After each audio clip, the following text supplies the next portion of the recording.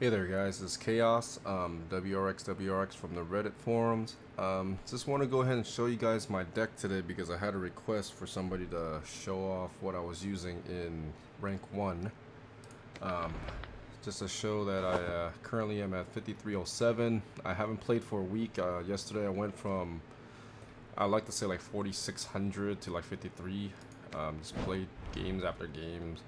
I haven't played in like almost a month. But I came back because I saw there were some new cards and stuff like that, so kind of piqued my interest. And currently here's the deck. Here are the monsters.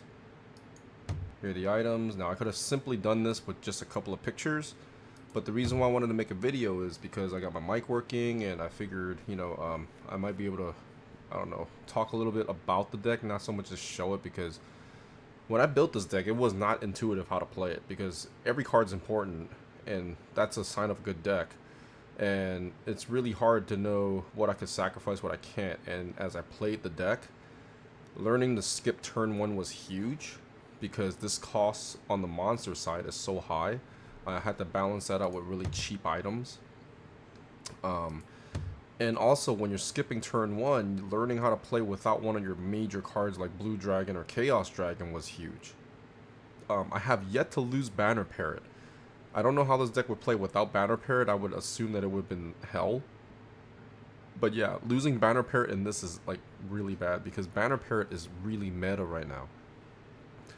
If you guys haven't played this game recently, Banner Parrot after the last patch or two got 2 morale, and the 2 morale gives ranged attackers 2 bonus damage, so long as they're on any of the spots sharing it when Banner Parrot's on the board. So obviously if you're watching this, you probably already know all of this anyway. So the combination of this deck is focused around controlling spots 2 and 3, and Banner Parrot allows you to pair up with another fortune card that has range damage. And the reason why I use fortune cards only, because there are other good cards out there that have range attack. The reason why I'm doing this though is because you can share the same items, and I usually favor 2 color decks.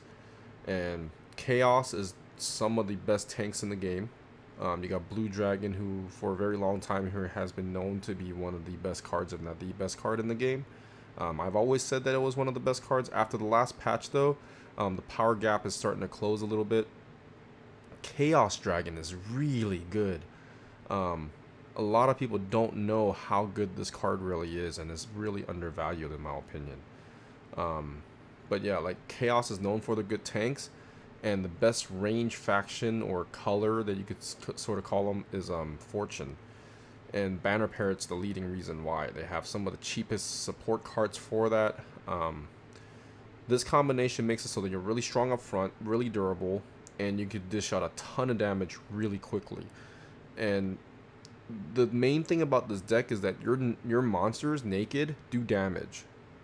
They might not survive if you don't have good armor on them, right? But if you are combining them as a group of 3, you're typically tanky enough to take some hits. You're typically going to be strong enough to kill something without items. When you add items on these guys, you become pretty much unstoppable. So skipping turn 1 to be able to get the numbers advantage, it's huge. Being able to gain more crystals to be able to put items on them is huge, and that's how the temple of this particular deck runs. So the items themselves, you got to keep them cheap. And here is the beauty. Now keep in mind Chaos Dragon, okay? Chaos Dragon, right? It's a chaos damage dealing flying tank with 7 HP. And it would have native pierce if you leveled it up to the 2nd level, right, or the 4th level right now.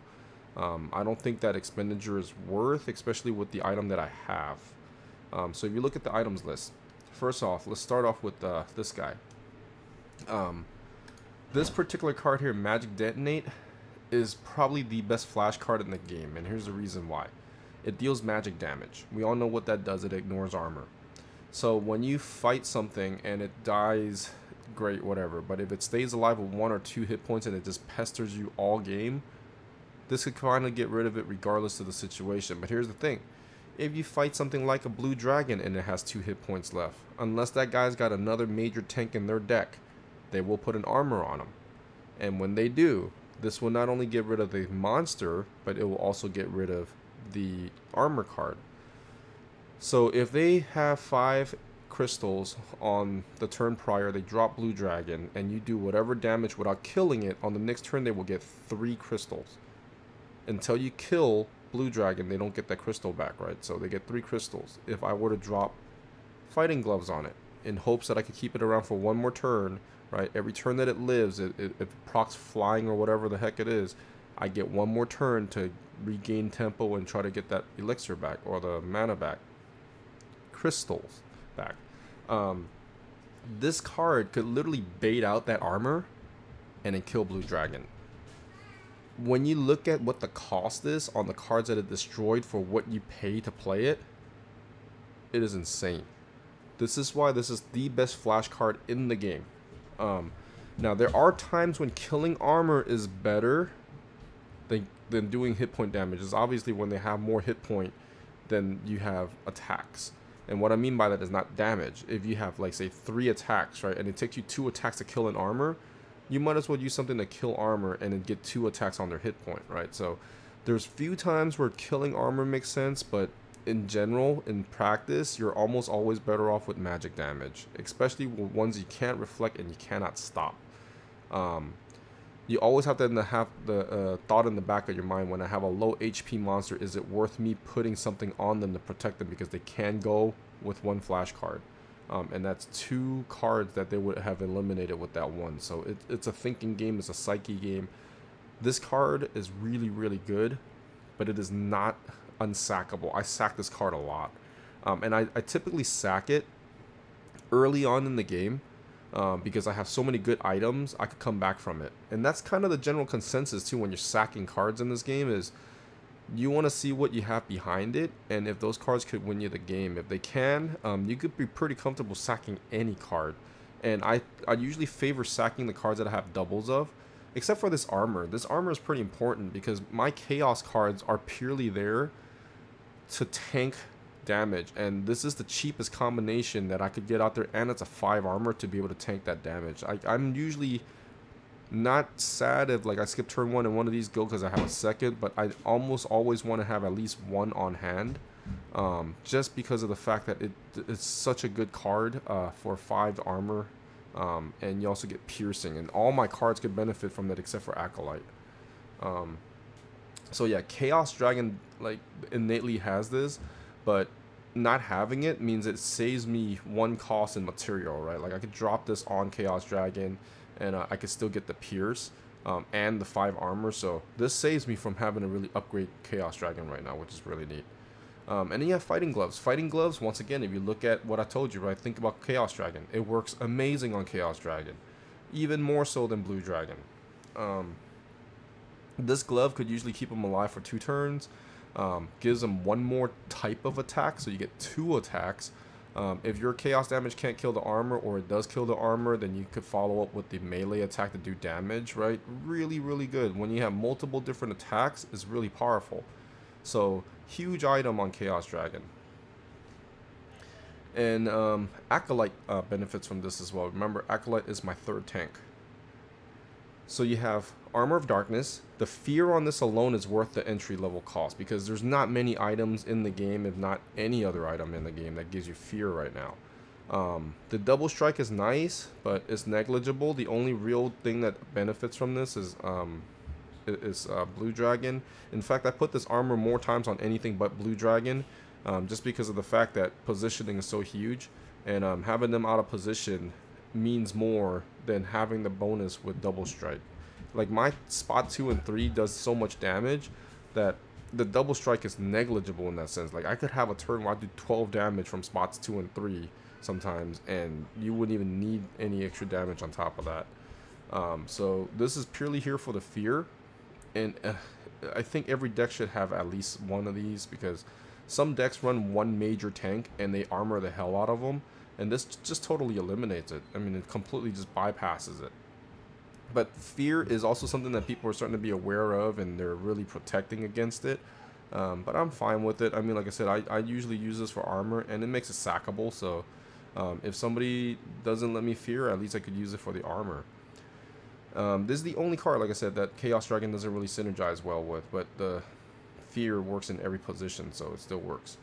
Obsidian Spear is probably the cheapest form of it in any deck. I know it is, actually. It's only 3 costs. And the reason why I have this, though, is really because when I get feared personally, and then I have, like, say, KAuss Dragon in spot 2 or 3, I could still use this to attack with him, and he attacks at full strength, and that's huge. Because that doesn't make him useless. It is one way to mitigate the fear. And you got a really tanky thing tanking all the archery stuff while still doing full damage with flying. And that frees up whatever's in the first spot to stay alive longer or doing damage and things like that. So that's a huge thing to have. But I get rid of this a lot because I don't usually lose the fear. And I just don't really feel a 3 cost purely for damage is worth it, because I undervalue reach and melee damage a lot in this game.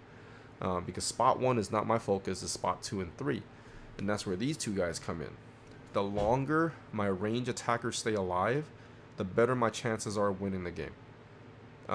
And the more damage they can do, the more I can control spots 2 and 3. And this synergizes really well with Banner Parrot. And if I end up getting the Crazy Croc Mafia, which I do not have right now, if I have 2 of those, I would max level them immediately and replace these 2 guys. Because this item would then work on them, and it would synergize with Banner Parrot. That crazy combo. I might even throw them in there as, I don't know, whatever. I'll have to figure that out when I get the luxury of having them. But in the meantime, this deck works the way that it is. This is supposedly a short video. I ramble. I've done this a few times, actually. Just try to keep the length shorter. And I'm going to leave it at that right now. But I'm planning on doing a series of videos where I talk about strategy and things like that, how I go through playing this game. Now, I don't proclaim myself to be the best player of this game. I know I'm pretty decent because I've gotten this far without help. And I've done it in ways where it did not require a meta deck or anything like that. So I'm okay at this game, and I feel comfortable being good enough that I could teach some things to some people, and maybe you guys could learn from it. But at no point am I saying things where I feel like they're facts, right? So like, they're my opinion. So if you guys ever catch my new videos on them, I'll go through a couple of games, explain my thought process and how to play the deck, things like that. I'll probably make a series out of it, and we'll see where that goes. But if you guys made it this far, thanks for watching, and we'll see you on the next video. Take care. Bye-bye.